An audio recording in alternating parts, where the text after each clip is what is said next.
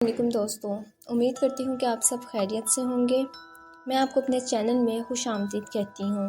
آج کی ویڈیو بہت دلچسپ ہونے والی ہے، اس لیے آپ سب سے گزارش ہے کہ ویڈیو کو آخر تک ضرور دیکھیں اور لائک اور سبسکرائب ضرور کیجیے گا۔ آئیے کہانی کی طرف چلتے ہیں۔ یہ بات ہے 4 دوستوں کی جو کہ یونیورسٹی کے طالب علم تھے اور ہاسٹل میں ہی رہتے تھے۔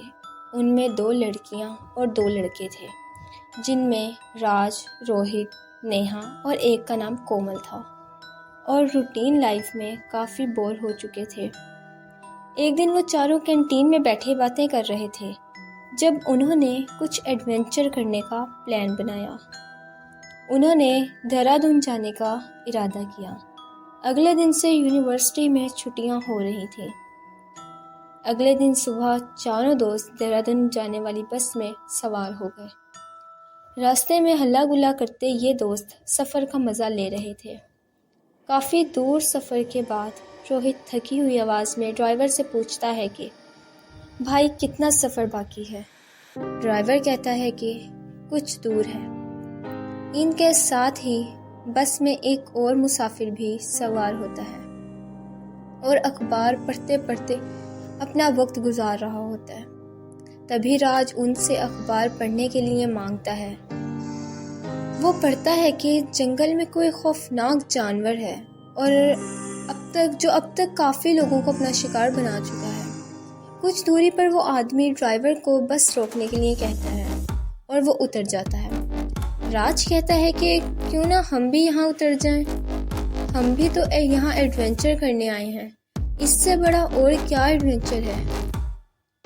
اصل میں وہ شخص ایک مشہور شکاری تھا جو اس جانور کا شکار کرنے جنگل میں آیا تھا۔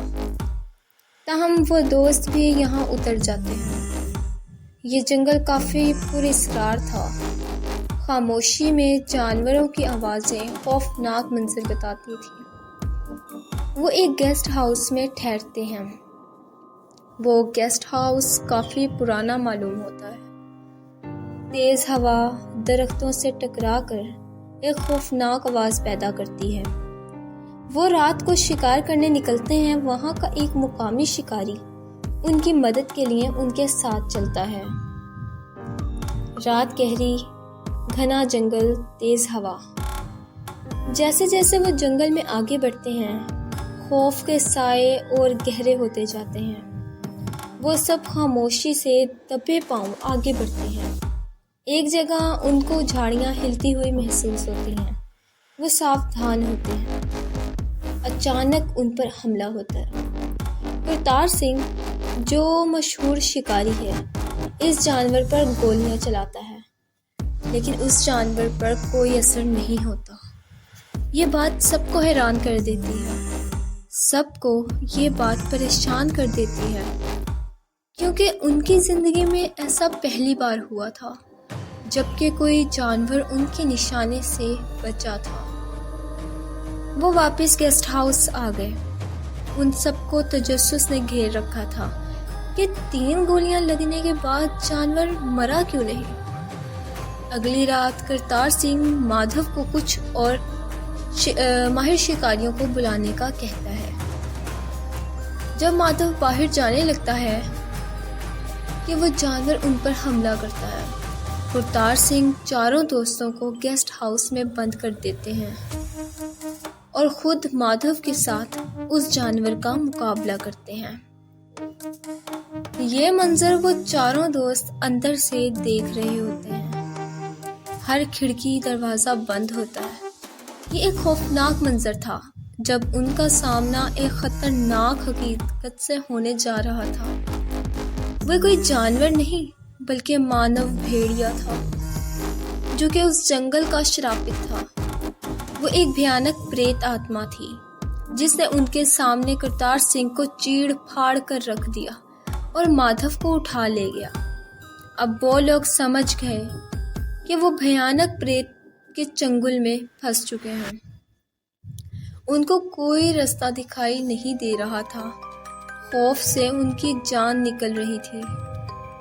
ان کے پاس بچ کے جانے کا کوئی راستہ نہیں تھا سوائے اس کے کہ وہ اس کو مارنے کا راستہ ڈھونڈے۔ بہت تلاش کے بعد ان کو معلوم ہوا کہ اس بھیڑیے کو نوکدار لکڑی سے مارا جا سکتا ہے۔ اب انہیں سمجھ آیا کہ وہ بھیڑیا مادھو کو مار کیوں نہیں پاتا، کیونکہ اس کے پاس ہمیشہ لکڑی کا بھالا رہتا تھا جس سے وہ جانوروں کا شکار کیا کرتا تھا۔ ہمت کر کے وہ مادھو کا بھالا ڈھونڈنے باہر نکلتے ہیں۔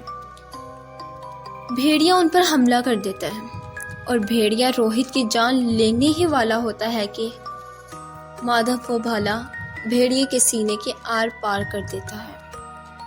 اس طرح وہ اس جنگل کو شراپت مکت کرنے میں کامیاب ہو جاتے ہیں اور ان چاروں دوستوں کی جان بچ جاتی ہے۔